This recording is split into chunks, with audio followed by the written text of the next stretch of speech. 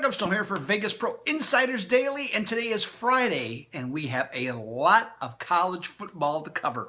My goodness, we have a ton. So we're going to get to that in just a second, including a game on Friday night that just came up on the board for us. You can become a Vegas Pro Insiders Daily Inner Circle member for only $99 a month. That's it.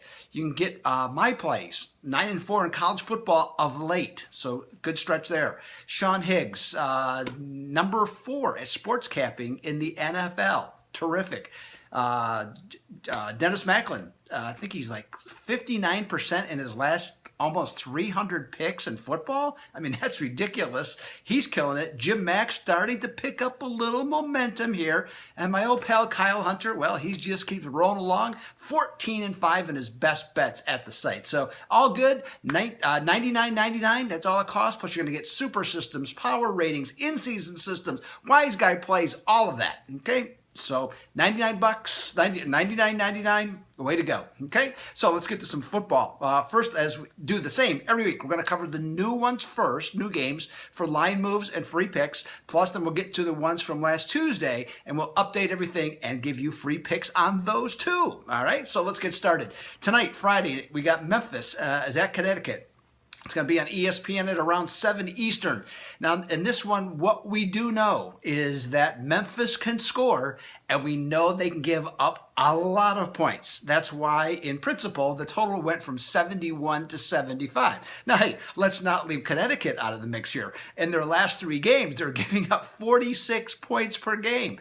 So they're made a strong contribution to this line movement as well. Now, my initial reaction on this was to think, you know what, maybe there's an under in play here. But when I looked up and found that Memphis is 6-0 under when the total is 70 or higher, you know which way I'm going?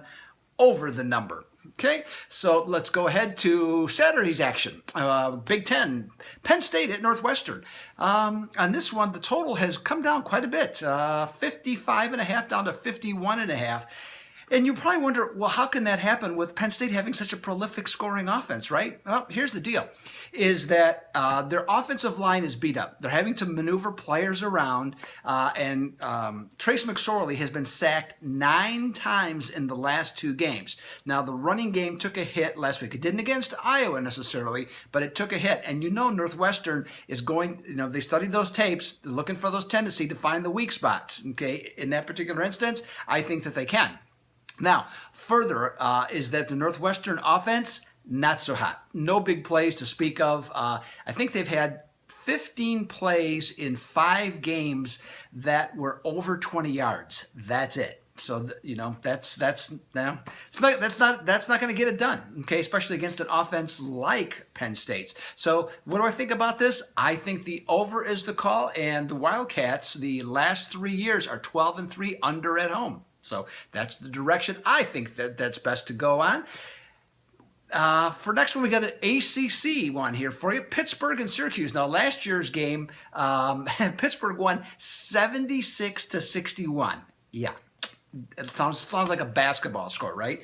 So now this year, we have the 15th best passing offense in Syracuse, and they're going up against the Pittsburgh secondary that is 128th out of 130 teams in yards per passing attempt allowed. I believe they're at 9.7 on that. Whew, that's nasty. Okay, so with this, you know, it makes sense. The total's really, you know, climbing like a monkey in a tree from 60 to 66. And Pittsburgh also found their quarterback. Max Brown started, lost faith in the coach. He's coming back, had a real nice game. Granted, it was against Rice, but it's not like Syracuse's defense is strong. So that total makes a lot of sense. But here's the deal. Dino Babers, the coach of Syracuse, he's been there since last year, 13-4 under, okay, since he's been with Syracuse, including 8-1 under at home.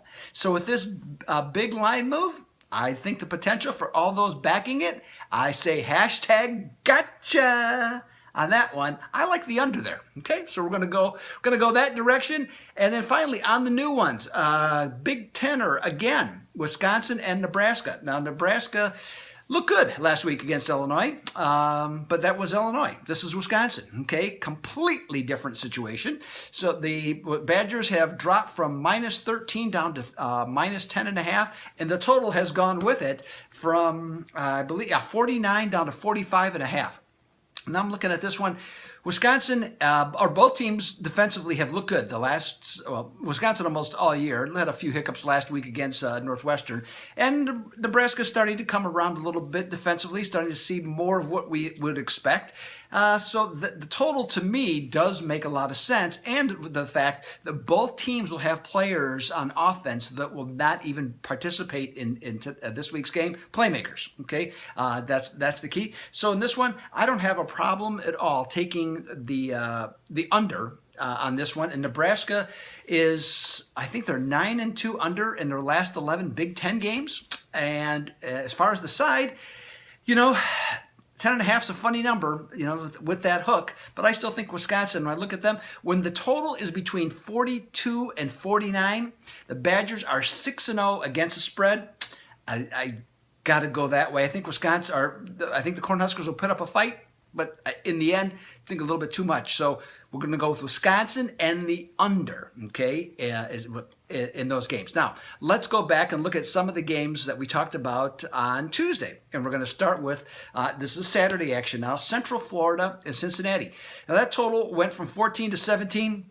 Didn't move, didn't budge, nothing. Okay, stayed right there. But the total did come up, and it fell rather precipitously from 57 down to 54. Now, I have a great system on Central Florida that says they're going to cover, but you know what? I just think this is a lot of points. And Cincinnati, again, as I mentioned the other day, lousy home record against the spread of late. I think they're going to slide under it. Okay, not a strong feeling on that particular game, but I do like the under. I think that the under is definitely going to be the way to go here. So take the under 54 on that one. We also covered the other day Duke and Virginia. Now that total, or that side, Duke went from minus 2.5 to minus to plus 2.5 on that one. Now, since then, about 40% of the books have made a slight budge going backwards, so it's now sitting at 2. I honestly I did not watch the Thursday night game or whatever night it was when Virginia played Boise State. I did not watch it. I have read a number of good things about how their quarterback is playing, but I have seen Duke play. And I think Duke, I like what they're doing defensively. This might be, in my opinion, one of their best defensive teams since David Cutcliffe has been there. And they still have a very good offense. I can't wrap my head around the idea. I mean, Boise State, we know, is not that good. So we got that. And the fact that Virginia also lost to Indiana at home. Okay, now maybe they've really improved, but I can't do that. I think Duke's better on both sides of the ball. I got the Blue Devils to win this one outright. Let's see here. Minnesota and Purdue, another flipper. Purdue was +1, and they went to -4, and that has not moved at all. So the betting markets are very satisfied where that particular game is. They might be satisfied. I'm not. I like Purdue. I think Purdue, Jeff Brom got the whole program. Their defense is much improved, and their offense, boy, he's really added a lot of pieces. Hey, I like PJ Fleck from Minnesota, but I was really unimpressed with their team speed. It was poor last week, and they're upset against Maryland. Their offensive line definitely have some issues here. I have no problem whatsoever taking the -4 with Purdue. Let's go to an academy game on the CBS Sports Network at about 3:30. The Air Force against the Navy. And if my information is correct, and I believe it is, the winner of this game in the last 20 years has won the Commander-in-Chief trophy. I think I was struggling with that the other day, speaking about that Commander-in-Chief. It just popped up, came up real easy this time around. But no, so the straight-up winner has won that. So that being the case, now this Navy fell from -10 to -7.5, stayed there the whole week. My feeling on the game, now I'm not going to sing because I can't, okay, but I'm just going to kind of, anchors away, my friend, anchors away. I guess I did sing. I like Navy. I think you just probably picked up on that. I'm not going to go with the Air Force on that one. So that's what I'm going to go with there. Georgia is going to be at Vanderbilt. Now, Georgia went from -14 to -17.5, and they've come back. About a third of the books have brought them back about a half a point to -17 right there. As I mentioned the other day, fourth really tough game for Vanderbilt. I could see Vanderbilt covering. I just don't think they will. This is a really good Georgia team, and again, I think they're just starting to get the acclaim that they need. Now, they might have a potential quarterback controversy coming down the road, but that's down the road. It's not right now. I think they'll find a way. Again, certainly not a blowout, but I think Georgia will cover the spread on this one, even though I have to admit I'm a little leery, about it on that. Finally, let's wrap this baby up with the Miami Hurricanes at Florida State. Now, this game went from a pick to -3 in favor of the Hurricanes. And about 30% of the books have gone to 2.5, on this one. The rest of them have been holding steady. As I mentioned the other day, I've seen both teams now 2 or 3 times. Miami's the better team, better on offense, better on defense. Florida State ends up being overrated. I'm not changing my mind whatsoever here. I know it's at Florida State. I'm going to go with the better team on this one. I'll give the 2.5. I think Miami, the U, is the play, on this one. Now, one other thing I'd like you to do before we wrap this baby up, go to you can go to the website, VegasProInsiderDaily.com, and besides becoming a member, which I mentioned earlier, you can also check out in detail, maybe read about some of this.